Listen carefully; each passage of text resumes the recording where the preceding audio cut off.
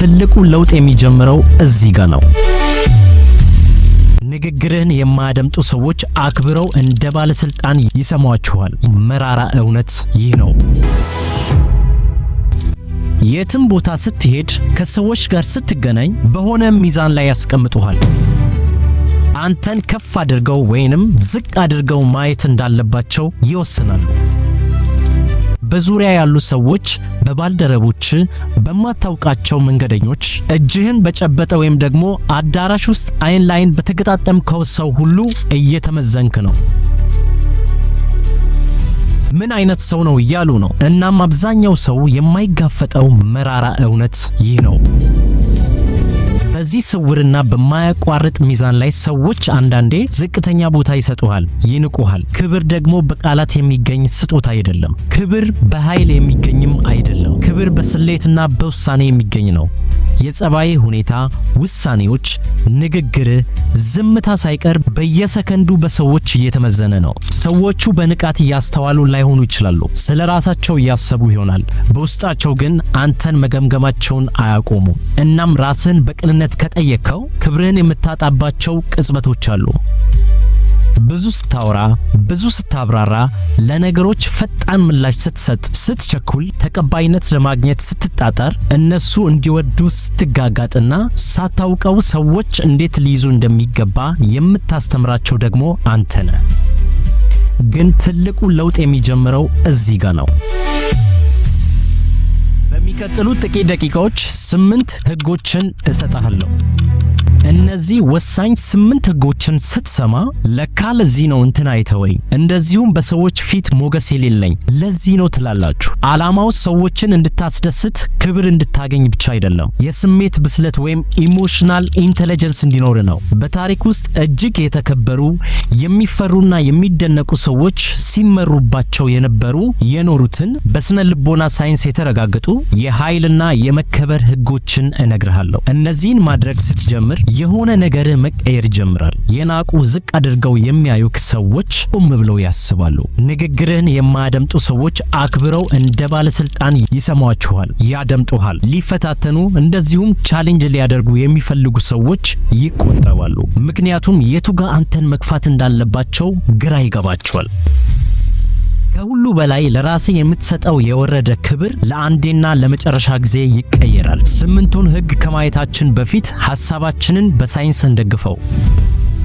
የሰው ልጅ ስላንተ የመጀመሪያውን ግምት ለመስጠት የሚፈጅበት ጊዜ ከሰከንዶች በታች ነው። በስነ ልቦና ይህንን ቅጽበታዊ ምልከታ ይባላል። አንተ ገና አፍን ሳትከፍት፣ ምንም ሳትናገር ሰዎች ይወስናሉ። በራሱ ይተማመናል ወይንስ ፈሪ ነው?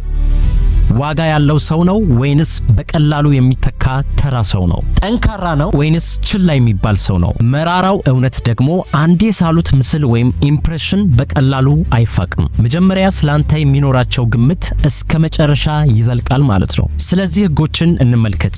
አንደኛው ያሰብከውን ሁሉ አታውራ። የሰው ልጅ ስለሚያደርገው ነገር የማውራት ከፍተኛ ፍላጎት አለው። አዲስ ንግድ እኮ ልጀምር ነው፣ ሰውነቴን ልቀይር ነው፣ ይሄንን ስራ ለቅቄ እኮ ቢዝነስ ልጀምር ነው። ጨዋታ መሃል ያሰብከውን ሁሉ ለሰዎች ትናገራለህ። ለጓደኛ፣ ለቤተሰብ፣ ለሚሰማ ሁሉ ትናገራለህ። ስህተት ትሰራለህ። ስኬቱን በምናብ የሳልከውን ሁሉ ትዘረግፋለህ። እዚያው ያወራ ጭብጨባ ወይም ትችት ትቀበላለህ። ይሄ ደግሞ ደስ የሚል ስሜት ሊሰጥ ይችላል። ትንሽ ቆይቶ ግን እንደ ተነፈሰ ፊኛ ትሆናለህ። ኩምሽሽ ትላለህ። ስራውን ለመጀመር ጉልበት አይኖርህም። ለምን? እስቲ አስበው። ከዚህ በፊት ስንት ጊዜ ነው ለሰዎች አውርተ ምንም ነገር ሳታደርግ የቀረኸው? ቃል ገብተህ ይህንን አደርጋለሁ ብለህ ከብዙ ነገር ወደ ኋላ ቀርታል አይደል? ምክንያቱን ልንገር፣ ይኸውልህ ያሰብከውን ቢዝነስ ስራውን በአፍ አማካኝነት ቅድሚያ ትኖረዋለህ፣ ትናገረዋለህ። አይምሮ በመናገር የሚያገኘውን ደስታ ወይም ዶፓሚን ያገኛል። ስለዚህ በመስራት የሚያገኘውን ደስታ አይፈልገው። ማንነትን የሚገልጽ ግብህን፣ ዓላማህን ስትናገር፣ ለምሳሌ ሰውነቴ እንዲስተካከል ስፖርት ልጀምር ነው ስትል፣ አይምሮ ግቡን ከወዲው እንዳሳካ አድርጎ ይመዘግባል። አሳክቶታል ብሎ ያስባል። ከዚያም ከሰዎች የምታገኙት ጭብጨባ በዚህ ምክንያት ግቡን የመምታት ፍላጎት በከፍተኛ ሁኔታ ይቀንሳል። ለምን? አይምሮ በንግግር ነገር አሳክቸዋለሁ ብሎ ስለሚያምን መስራቱን አይፈልገው። ስለዚህ ዝም በል። ህልሞችን በሚስጥራዊ ቁልፍ በተዘጋ ሳጥን አስቀምጥ። ለስራ ለቢዝነስህ ከሚያግዙ ሰዎች ውጪ ለማንም አትናገር። የሰዎችን አድናቆት ወይም ማረጋገጫ አትፈልግ።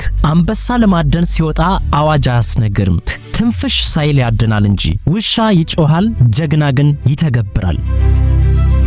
ሁለተኛው ህጋችን ማማረር አቁም፣ መለወጥ ጀምር። ማማረር የውስጥ ስሜትን እንደ መተንፈስ ወይም ሪሊፍ ሊሰማ ይችላል። የምታማረው ስለ መንግስት ሊሆን ይችላል፣ ስለ ስራ፣ ስለ ኑሮ፣ ስለ ጓደኞች፣ ስለ ሚስት፣ ስለ ቤተሰብ፣ በቃ በፈለከው ጉዳይ ሊሆን ይችላል። ይሄ ግን የደካማ ሰው ጸባይ ነው። በስነ ልቦና ረገድ አእምሮ ተሸናፊነትን እንዲለምድ ያደርገዋል። አእምሮ በመፍትሄ ላይ ብቻ ሳይሆን ችግሮች ላይ ብቻ፣ እንከኖች ላይ ብቻ እንዲያተኩር ታሰለጥነዋል።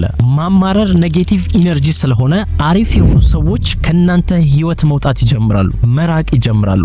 ምክንያቱም የሰው ልጅ ተፈጥሮ ወደ ጥንካሬ ይሳባል እንጂ ስር የሰደደ ተስፋ መቁረጥ ጋር መቆራኘት አይፈልግም። የስነ ልቦና ጥናቶች እንደሚያሳዩት ሁልጊዜ ከሚያማርሩ ሰዎች አጠገብ መሆን ያንተን የኮርቲሶል ወይም የጭንቀት ሆርሞን መጠን ይጨምርብሃል፣ ውሳኔ የመስጠት አቅምህን ያዳክመዋል፣ እንዲሁም የአእምሮን የማስታወስ ክፍል ይጎዳል። ስታማርር ሁለት ነገሮችን በአንድ ጊዜ እየመሰከርክ ነው። አንደኛው ሁኔታዎች እንደሚቆጣጠሩ ነው። ሁለተኛው ደግሞ ለመኖር የዓለም አዘኔታ እንደሚያስፈልግ ነው። ሁለቱም አንተን ከፍ የሚያደርጉ አቋሞች አይደሉም።